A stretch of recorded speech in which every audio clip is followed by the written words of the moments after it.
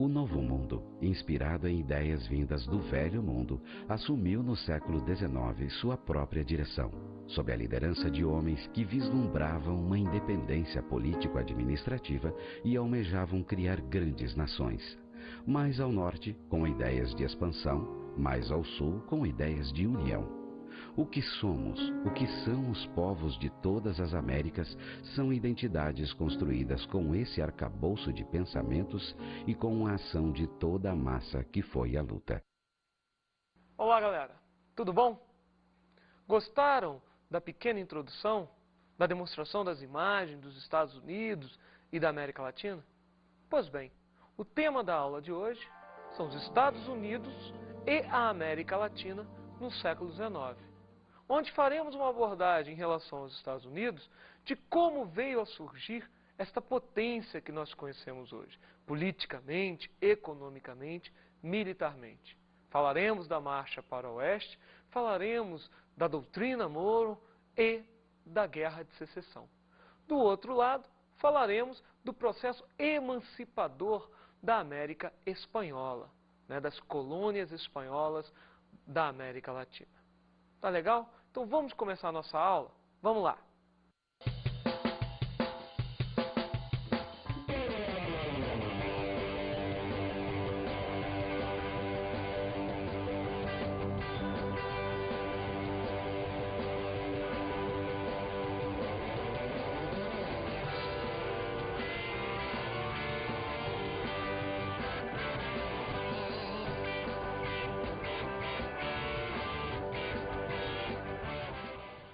Para começarmos a aula de hoje, vamos abordar os Estados Unidos no século XIX.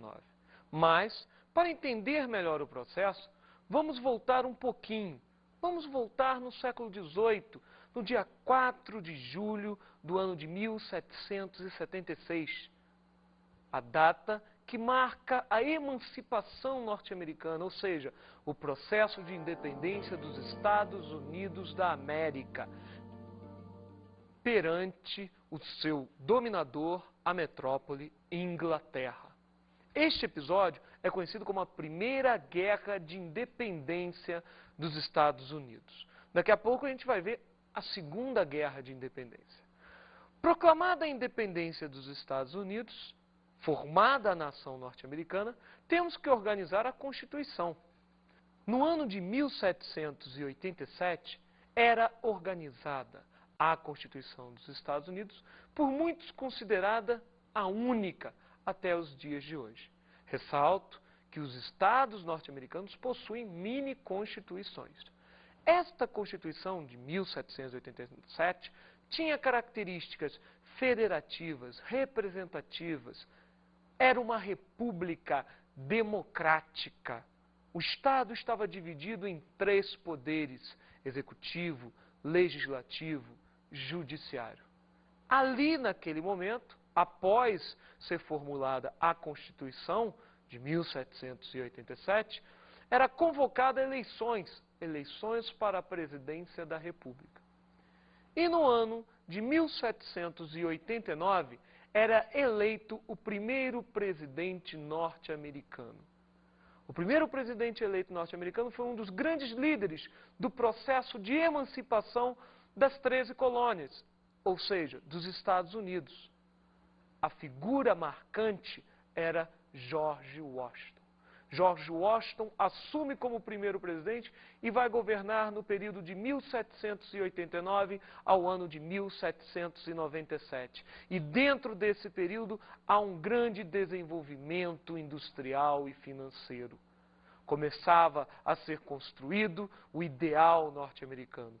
No final do século XVIII, repare, estamos no final do século XVIII, a potência norte-americana começava a ser erguida. Então, nós temos, com certeza, dentro desse período, o início do processo industrial e financeiro dos Estados Unidos. Tudo isto culminaria na expansão do território, ou seja, vamos buscar novas áreas, novos mercados, expandir a ferrovia, que mais tarde seria a famosa Marcha para o Oeste, que falaremos daqui a pouco. O crescimento industrial e financeiro elevado da época fez com que os Estados Unidos viessem a se tornar um ponto de convergência de pessoas provenientes da Europa. Era a famosa Terra da Prosperidade. Entre 1790 e 1890, cerca de 15 milhões de imigrantes provenientes da Europa, entre eles ucranianos, eslavos, ingleses, franceses, vieram para a América tentar a sorte no que nós falávamos, no que nós chamamos de Terra da Prosperidade.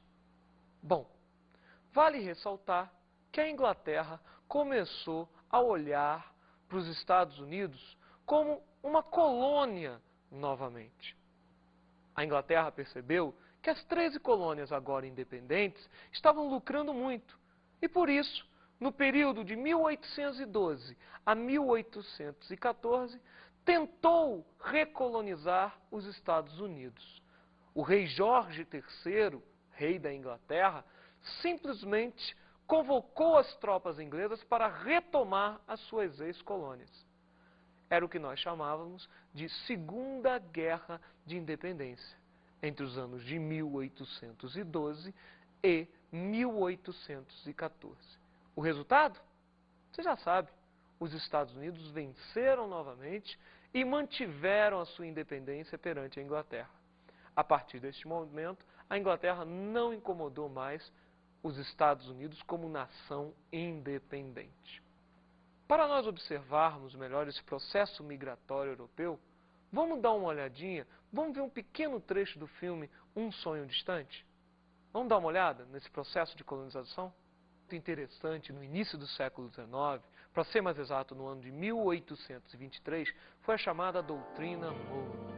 A Doutrina Monroe, que vai ser um fator muito importante para a expansão econômica dos Estados Unidos e, ao mesmo tempo, para auxiliar o processo de independência da América Latina. Assunto este que daqui a pouco nós veremos. A Doutrina Monroe tinha uma frase muito simples: a América para os americanos. Mas, qual era o significado desta frase?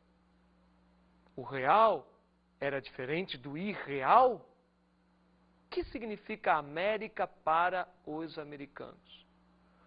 Numa primeira interpretação, a América para os americanos dizia que o continente americano estaria livre ou liberto da dominação europeia. A América era para os americanos, independente da dominação europeia. Mas o sentido real da palavra não era bem este.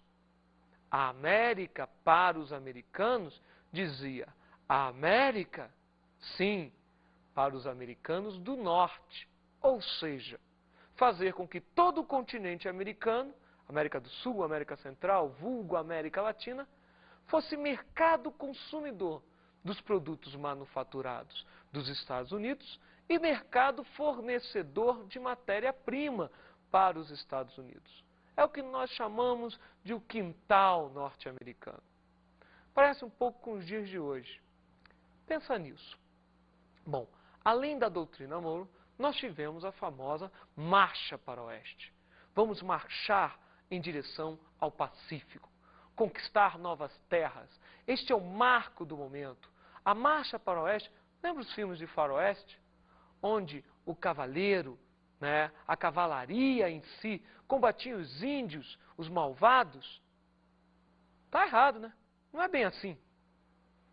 A cavalaria, os homens brancos, invadiram as terras dos índios.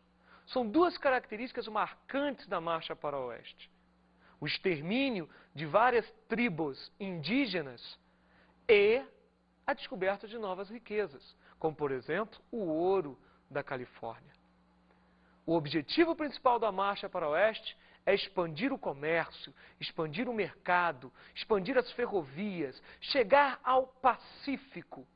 E o objetivo maior, fazer com que o produto norte-americano no Pacífico chegasse ao Oriente, chegasse a um preço viável comercialmente, para competir e ganhar do produto oriental. Nessa Marcha para o Oeste, algumas conquistas se destacam, como, por exemplo, no ano de 1800, a compra da Louisiana, pertencente à França. No ano de 1819, a Flórida era comprada da Espanha. Bom, com isso você já tem 2 territórios conquistados, mas o que marca mesmo é o ano de 1849, quando os Estados Unidos entram numa guerra contra o México. E nesta guerra contra o México, os Estados Unidos saíram como vencedores, né, e foi feito um tratado, chamado Tratado Guadalupe Hidalgo. Entenda o seguinte: o país, a nação que mais território veio a perder para os Estados Unidos foi o México. Tanto é que na década de 30 do século XX, um dos presidentes mexicanos, Lázaro Cárdenas, soltou uma frase da época que serve para o século XIX.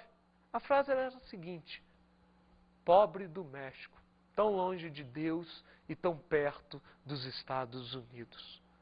Frase bem forte para o período da década de 30 do século XX, como para esse momento, no meados do século XIX. O México perdia mais de 2 milhões de quilômetros quadrados de território para os Estados Unidos. Esse território abrange Texas, Califórnia, Novo México, Arizona, Utah e Nevada. O conflito do México fez com que os Estados Unidos, finalmente, com a conquista dos territórios citados, chegasse no Pacífico, o objetivo final dele. Bom, mas o interessante é que no ano de 1867, os Estados Unidos compraria o Alasca, o território do Alasca, da Rússia, abrindo mais o leque de territórios dominados pelos Estados Unidos. Os Estados Unidos é um país de sorte, né? Mal conquistou o território a oeste, a famosa marcha para o oeste, conquistou o território da Califórnia, Los Angeles, São Francisco, veio a descobrir o ouro, fonte de riqueza para o crescimento industrial daquela região e de todos os Estados Unidos, principalmente o crescimento da ferrovia. E o outro fator, a questão dos índios. Com essa marcha para o oeste, passada em filmes, desenhos animados, as famosas caravanas indo em direção, né, ao oeste, passavam por tribos indígenas. E o índio era a grande vítima desse acontecimento. O índio foi massacrado. O Estado norte-americano veio a criar reservas indígenas, na qual o índio foi inserido na mesma.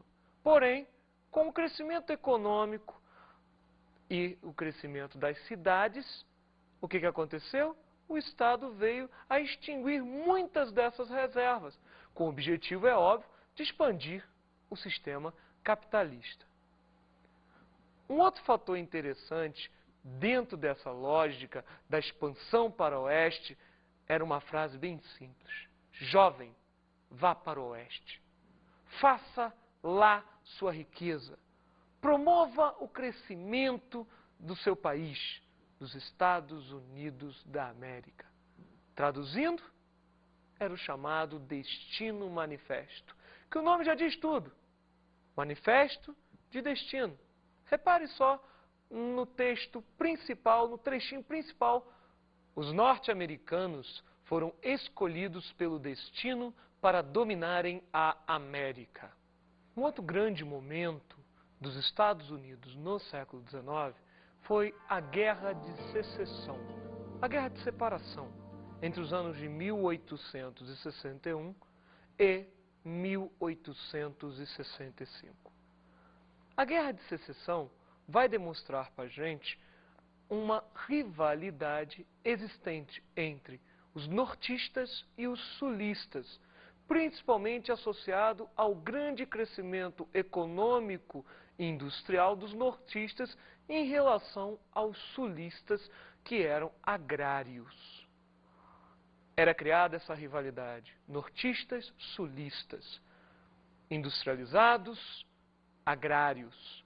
Os nortistas origem burguesa, famoso partido republicano na época. Os sulistas, a aristocracia rural, né? Famosos democratas na época. Então começava aquela velha rivalidade entre republicanos e democratas, nortistas e sulistas. Vale aqui ressaltar que esta rivalidade entre nortistas e sulistas teria um ponto fulminante nas eleições presidenciais. A questão da eleição presidencial estava diretamente associada à questão escravista. Por quê? Uma coisa bem simples. Abraham Lincoln, candidato nortista, era favorável à abolição da escravidão. Logo, promover a emancipação do negro seria ampliar o mercado consumidor. Já o candidato sulista, chamado Jefferson Davis, não era a favor da abolição da escravidão. Lógico, né? Ele, como vários outros latifundiários, dependiam da mão de obra negra escrava para o seu sustento. Veja bem, concentre-se. Então a questão principal é o escravismo. Abraham Lincoln defende a abolição da escravidão e Jefferson Davis é contra a abolição. Diz Jefferson Davis a todos: se Lincoln vencer as eleições, o Sul se separa. Já sabe o resultado das eleições? Abraham Lincoln venceu as eleições e Jefferson Davis declarou a separação do Sul. Dava-se início ao conflito chamado de Guerra Civil Norte-Americana, ou nada mais nada menos que a Guerra de Secessão. Esta guerra dá início ao palco de conflito entre os confederados sulistas e a União, os nortistas. Só que tem um detalhe aí. Os nortistas são muito mais poderosos que os sulistas, industrialmente falando, militarmente falando. É uma guerra desleal. Entre o ano de 1861 e o ano de 1865, os nortistas vão ganhando espaço em relação aos sulistas em várias batalhas, como, por exemplo, a Batalha de Yorktown. Com a vitória dos nortistas em várias batalhas e a perda territorial dos sulistas, o desfecho desse conflito é único. A vitória, a supremacia dos nortistas sobre os sulistas. Entenda uma coisa, Lincoln está na presidência eleito, liderando os nortistas contra os sulistas de Jefferson Davis. Então o que nós temos aqui realmente é uma guerra entre o norte industrializado e o sul agrário. Com a vitória do norte, Lincoln, já em 1865, promove a determinação de duas novas emendas constitucionais. A primeira e a mais famosa de todas, que nós temos que dar ênfase, é a emenda de número 13, que promove a abolição da escravidão. O negro, a partir daquele momento, estaria livre. E a segunda emenda, que chama a atenção para a gente, é a emenda de número 15, que transforma todo negro em cidadão norte-americano. Imagine isto.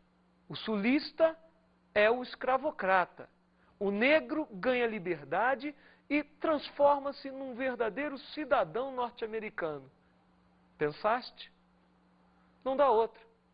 Os sulistas simplesmente se reúnem e promovem movimentos de segregação racial, ou seja, esses movimentos contrários ao negro, racistas. Como maior exemplo de todos, nós temos a famosa KKK, como é tratado satiricamente no filme. E aí, meu irmão, cadê você? O evento promovido pela Ku Klux Klan? Infelizmente, não é bem assim que acontecia durante praticamente um século.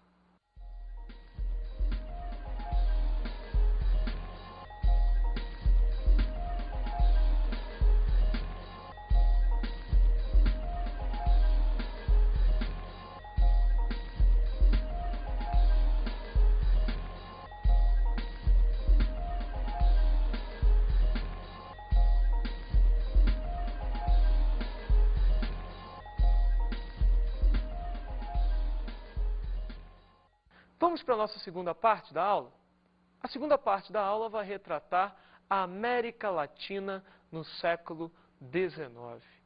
E as características que vão levar ao processo de independência da América Latina são bem simples.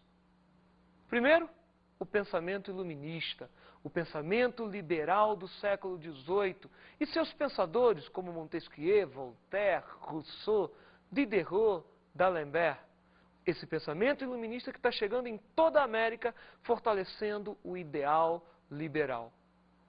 É óbvio que nós não podemos nos esquecer, além do pensamento iluminista, das revoluções que ali ocorreram, como, por exemplo, o ideal de igualdade, liberdade e fraternidade da Revolução Francesa.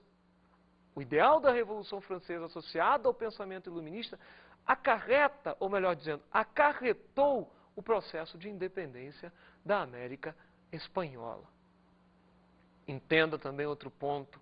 Um terceiro ponto interessante era a Revolução Industrial, que com o processo de industrialização ocorrido na Europa em meados do século XVIII, leva a nós, ou melhor, leva aos países europeus, para ser mais exato, em primeiro ponto, a Inglaterra, a procurar novos mercados consumidores e novos mercados fornecedores de matéria-prima.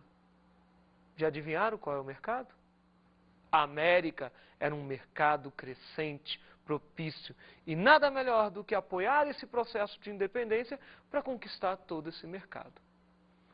Outro ideal muito interessante que promoveu a independência da América Latina foi a independência dos Estados Unidos, também conhecida como a Revolução Americana. E o ideal americano de liberdade impulsiona todo o processo latino-americano. Outro fator interessante é a intervenção napoleônica na Espanha, que vai fazer com que a fiscalização metropolitana espanhola diminua. Então, as guerras napoleônicas, os conflitos napoleônicos também foram fatores para o processo de independência latino-americano. Ressalto que a classe que vai estar liderando esse processo era a dos espanhóis nascidos na América, os famosos crioulos. Os crioulos, estes sim, entre comerciantes, latifundiários, lideraram o processo de independência latino-americano. Bom, como precursores do processo de independência da América Espanhola, nós tivemos a figura de Tupac Amaru na região do Peru, Francisco Miranda na região da Venezuela e principalmente a união de José San Martín e Simón Bolívar. Lembre-se desse nome, Simón Bolívar, praticamente com seus ideais espalhados por toda a América Espanhola.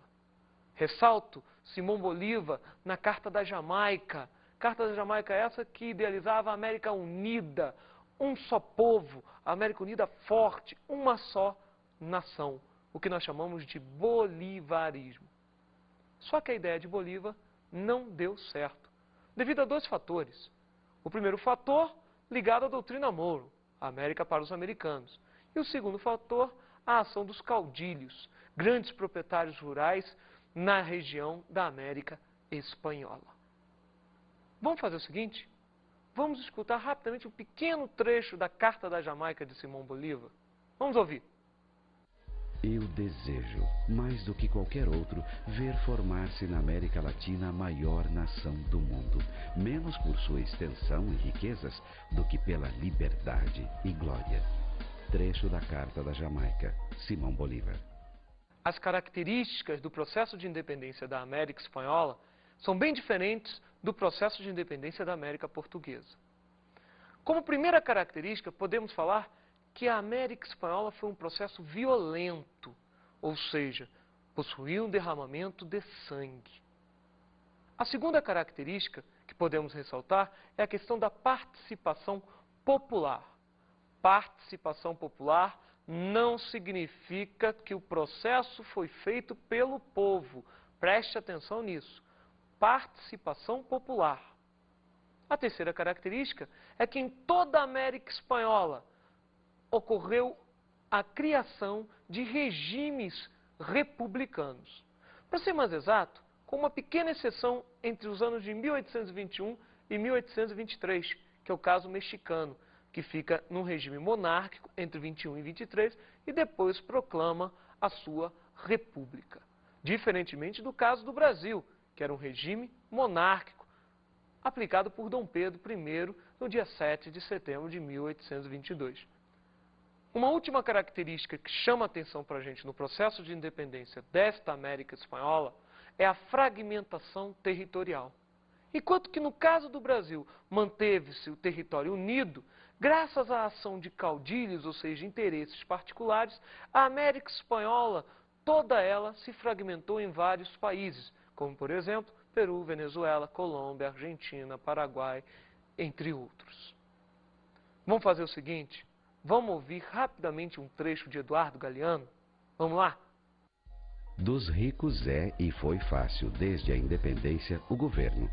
Os pobres foram soldados, milicianos nacionais, votaram como o padrão mandou, lavraram a terra. Os pobres gozaram da gloriosa independência, assim como os cavalos que em Chacabuco e Maipú avançaram contra as tropas do rei.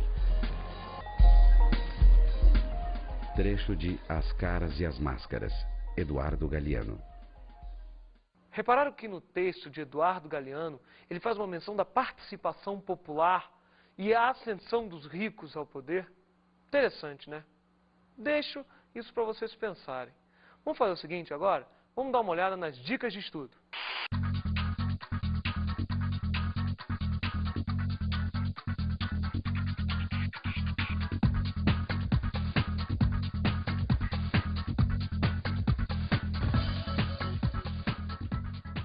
Bom, a dica de estudo hoje é bem simples. Assista o filme Tempo e Glória, de Edward Zwick. O filme retrata um pouquinho do que foi a Guerra de Secessão nos Estados Unidos e a participação do 1º Batalhão Negro nessa guerra. Tá legal? Por hoje é só, tá, gente? Beleza? Tchau!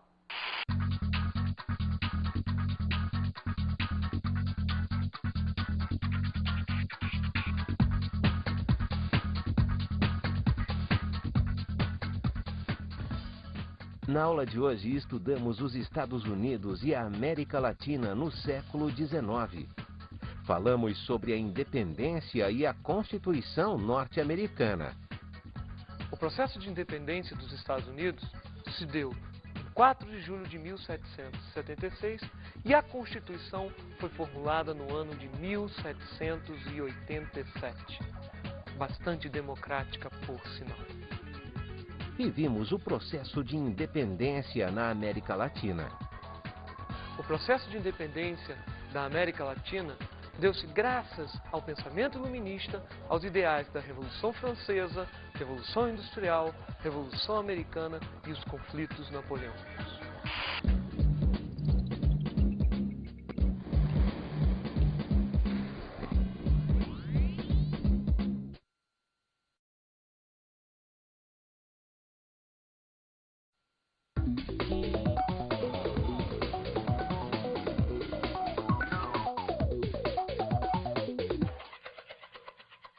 Olá, professor. Tudo bom? A nossa dica de hoje, ela se divide em 2 partes. A primeira, referente à questão dos Estados Unidos. Deu uma ênfase na doutrina Monroe, no significado da frase América para os americanos, na questão da marcha para o oeste e na Guerra de Secessão. Já a segunda parte é a respeito da América Latina. Deu uma ênfase na formação dos países latino-americanos e do ideal de Simão Bolívar. É só isso por hoje, gente. Até mais. Tchau.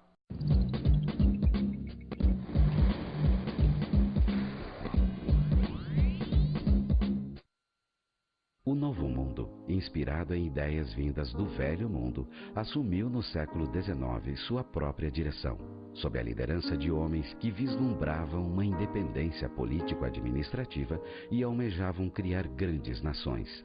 Mais ao norte, com ideias de expansão, mais ao sul, com ideias de união. O que somos, o que são os povos de todas as Américas, são identidades construídas com esse arcabouço de pensamentos e com a ação de toda a massa que foi a luta. Olá, galera. Tudo bom? Gostaram da pequena introdução, da demonstração das imagens dos Estados Unidos e da América Latina? Pois bem, o tema da aula de hoje são os Estados Unidos e a América Latina no século XIX, onde faremos uma abordagem em relação aos Estados Unidos de como veio a surgir esta potência que nós conhecemos hoje, politicamente, economicamente, militarmente e financeiro dos Estados Unidos. Tudo isto culminaria na expansão do território, ou seja, vamos buscar novas áreas, novos mercados, expandir a ferrovia, que mais tarde seria a famosa Marcha para o Oeste, que falaremos daqui a pouco. O crescimento industrial e financeiro elevado da época fez com que os Estados Unidos viessem a se tornar um ponto de convergência de pessoas provenientes da Europa. Era a famosa Terra da Prosperidade. Entre 1790 e 1890, cerca de 15 milhões de imigrantes provenientes da Europa, entre eles ucranianos, eslavos, ingleses, franceses, vieram para a América tentar a sorte no que nós falávamos, no que nós chamamos de Terra da Prosperidade. Bom, vale ressaltar que a Inglaterra começou a olhar para os Estados Unidos como, após ser formulada a Constituição de 1787, era convocada a eleições para a presidência da República. E no ano de 1789, era eleito o primeiro presidente norte-americano. O primeiro presidente eleito norte-americano foi um dos grandes líderes do processo de emancipação das 13 colônias, ou seja, dos Estados Unidos. A figura marcante era George Washington. George Washington assume como primeiro presidente e vai governar no período de 1789 ao ano de 1797. E dentro desse período há um grande desenvolvimento industrial e financeiro. Começava a ser construído o ideal norte-americano. No final do século XVIII, repare, estamos no final do século XVIII, a potência norte-americana começava a ser erguida. Então, nós temos, com certeza, dentro desse período, o início do processo industrial. Falaremos da Marcha para o Oeste, falaremos da doutrina Monroe e da Guerra de Secessão. Do outro lado, falaremos do processo emancipador da América Espanhola, das colônias espanholas da América Latina. Tá legal? Então vamos começar a nossa aula? Vamos lá!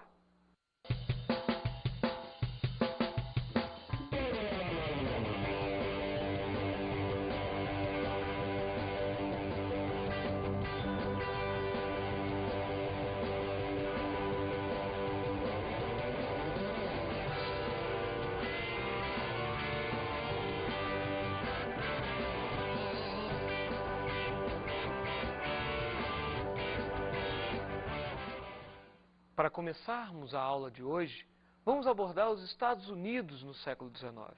Mas, para entender melhor o processo, vamos voltar um pouquinho. Vamos voltar no século XVIII, no dia 4 de julho do ano de 1776. A data que marca a emancipação norte-americana, ou seja, o processo de independência dos Estados Unidos da América, perante o seu dominador, a metrópole Inglaterra. Este episódio é conhecido como a Primeira Guerra de Independência dos Estados Unidos. Daqui a pouco a gente vai ver a Segunda Guerra de Independência. Proclamada a independência dos Estados Unidos, formada a nação norte-americana, temos que organizar a Constituição. No ano de 1787, era organizada a Constituição dos Estados Unidos, por muitos considerada a única até os dias de hoje. Ressalto que os estados norte-americanos possuem mini-constituições. Esta Constituição de 1787 tinha características federativas, representativas, era uma república democrática. O Estado estava dividido em 3 poderes: executivo, legislativo, judiciário. Ali, naquele momento,